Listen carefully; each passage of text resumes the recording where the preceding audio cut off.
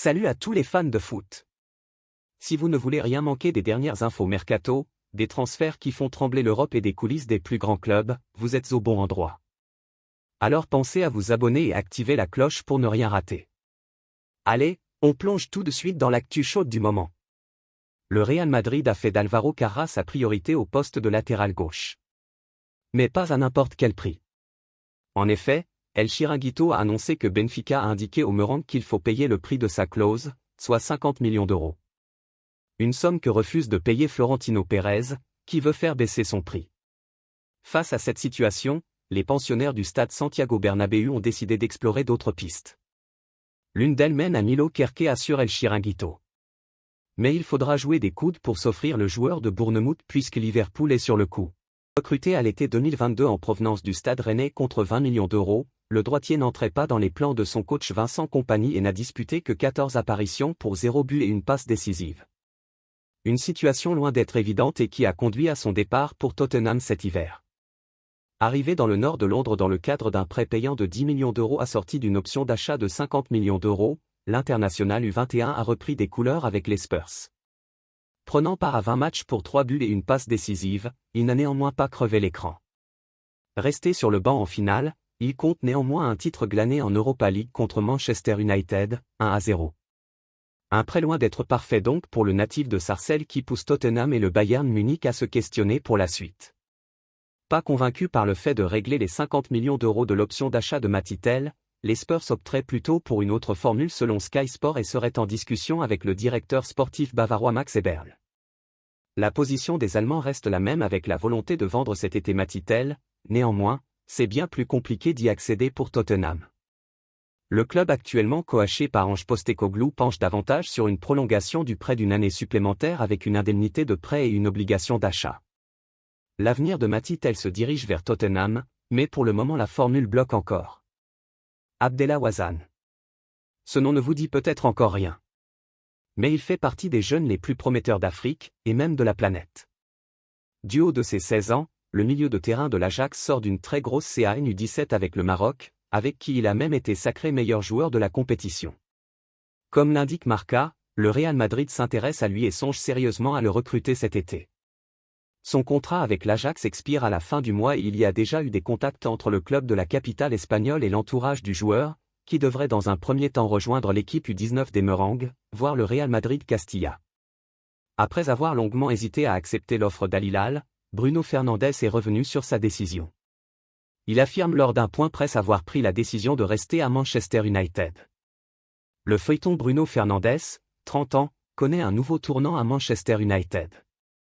Le Portugais a étudié et considéré l'offre énorme d'Al Hilal. Le club saoudien lui proposait rien de moins que 200 millions d'euros étalés sur un contrat de 3 ans. Il multiplierait son salaire par 4. La tournée asiatique, et un peu chaotique, des Red Devils en fin de semaine dernière a permis de faire avancer ce dossier brûlant, d'autant que la première tendance penchait en faveur d'un départ du capitaine d'Old Trafford. Les mauvais résultats de Manchester United, la nouvelle déception de perdre en finale de Ligue Europa contre Tottenham, l'absence de Coupe d'Europe et la volonté du club anglais de réaliser de belles ventes pour renouveler son effectif, autant d'éléments qui donnaient à Bruno Fernandes des arguments pour s'en aller. Si le club pense qu'il est temps de se séparer de moi parce qu'ils ont besoin d'argent ou autre, c'est comme ça. Je l'ai toujours dit et je respecte ma parole jusqu'au jour où le club pensera qu'il est temps de se séparer de moi, expliquait-il le soir de la défaite contre les Spurs. Le sujet a rapidement mis la pagaille à nu. Ruben Amorim s'est inquiété de perdre son meilleur joueur. Je ne pense pas qu'il partira, note de la rédaction. Je n'en suis pas sûr. Je pense qu'il veut rester. Il refuse beaucoup de choses. J'ai juste ce sentiment quand vous parlez à quelqu'un, je pense que vous avez ce sentiment s'il veut rester. Le club peut trouver d'autres moyens de gagner de l'argent, affirmait l'entraîneur vendredi. A-t-il trouvé les bons arguments pour convaincre Bruno Fernandes de rester dans un club, où il est sous contrat jusqu'en 2027, plus une année en option? C'est ce que révèle le milieu de terrain ce soir. Lors d'un point presse avec la Seleção d'Equina, il a mis les choses au clair quant à son avenir et confirme l'information de Sky Sport sortie un peu plus tôt en début de soirée. Il va rester à Mu. Il y avait cette possibilité, d'un départ, note de la rédaction, le président, Al Hilal, m'a appelé il y a un mois. Il y a eu du temps pour y réfléchir, J'étais prêt si Manchester United pensait qu'il était temps de passer à autre chose, entame-t-il. J'ai parlé avec Ruben Amorim qui, pendant toute cette période, a beaucoup insisté pour que je ne parte pas, poursuit l'ancien du Sporting CP. Je veux rester au plus haut niveau. Je m'en sens encore capable. Je suis satisfait de ma décision. Bruno Fernandes reconnaît qu'il s'agit ici d'une décision autant personnelle et donc familiale, que sportive. Après avoir discuté avec ma femme, j'ai compris que c'était ce que je souhaitais pour mon avenir. Ce n'était pas sa décision mais elle m'a toujours soutenu. Le numéro 8 mancunien sera donc toujours présent à la rentrée pour son plus grand bonheur, et celui de toutes les composantes d'un club, qui voilà un premier dossier brûlant de refermer. Luka Modric a officiellement annoncé son départ du Real Madrid, tournant ainsi une page historique de sa carrière et de celle du club madrilène. Arrivé en 2012 en provenance de Tottenham, le milieu croate a marqué plus d'une décennie de succès au sein de la Maison Blanche, remportant notamment 5 Ligues des Champions, plusieurs titres de Liga et le Ballon d'Or en 2018. À 39 ans, il quitte le club en légende, salué pour son intelligence de jeu, sa classe sur le terrain et son dévouement sans faille. Son départ symbolise la fin d'une époque dorée pour le Real Madrid, et laisse un souvenir impérissable dans le cœur des supporters. Selon les informations de Sky Italia, Luka Modric est sur le point de rejoindre l'AC Milan, marquant ainsi un nouveau chapitre dans sa carrière après son départ du Real Madrid. À 39 ans, le milieu de terrain croate souhaite continuer à évoluer au plus haut niveau en vue de la Coupe du Monde 2026, son 5e tournoi international. L'AC Milan, bien qu'absent des compétitions européennes cette saison, représente une destination attrayante pour Modric, notamment en raison de son admiration de longue date pour le club et de son idole d'enfance, Zvonimir Boban. Le projet sportif dirigé par Max Allegri et la recherche d'un leader expérimenté au sein de l'équipe renforce l'intérêt mutuel entre le joueur et le club.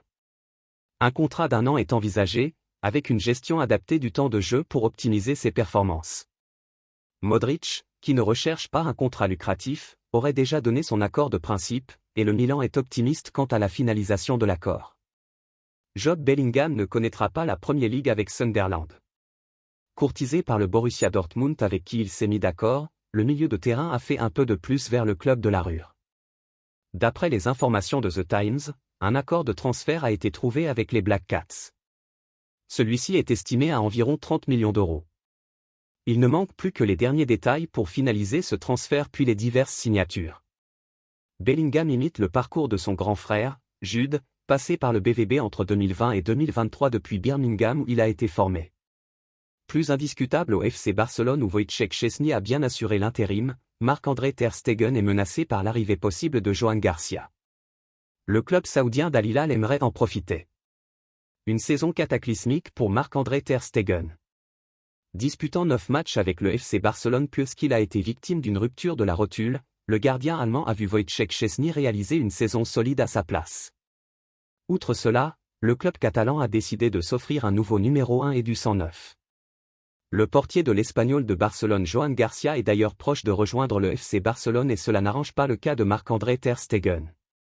Si la position du FC Barcelone n'est pas de forcer le départ de Marc-André ter Stegen qui pourrait rester en concurrence avec Johan Garcia tandis que Wojciech Szczęsny assurerait un rôle de doublure, un départ du gardien allemand est totalement ouvert pour les Blaugrana qui aimeraient ainsi se délester d'un gros salaire. Et justement, un club est intéressé par la possibilité de recruter le portier de 33 ans. Deuxième de Saudi Pro League, Al Hilal est à la recherche d'un nouveau numéro 1 selon Sport. Alors que la saison a été difficile pour le club de Riyad et que les performances du portier marocain Yassine Bounou ont été contestées, Al Hilal est à la recherche d'un nouveau numéro 1. Les Vagues Bleues ont déjà coché les noms des portiers brésiliens Ederson Moraes, Manchester City, et Alisson Becker, Liverpool. Marc-André ter Stegen s'ajoute à cette jolie shortlist mais ça s'annonce peu évident. Si le FC Barcelone ne s'opposera pas au transfert, ce n'est clairement pas le cas pour le portier allemand. En effet, le Marc-André ter Stegen ne compte pas partir pour le moment et souhaite absolument rester chez les Blaugrana.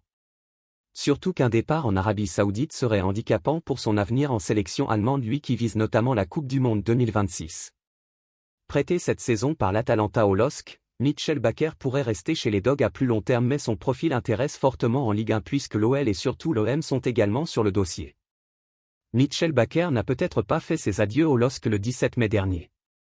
Resté sur le banc ce soir-là lors de la réception de Brest, le Néerlandais a laissé des Dogs conclure à une bonne 5e place de Ligue 1, synonyme de qualification en Ligue Europa. Le joueur de 24 ans n'était que prêté par l'Atalanta Bergame cette saison, où il reste sous contrat jusqu'en 2027. Mais en attendant de connaître l'identité de son futur coach après le départ de Gasperini, la DEA ne compte pas sur Bakker. Elle espère lui trouver une porte de sortie, qui pourrait être Lille.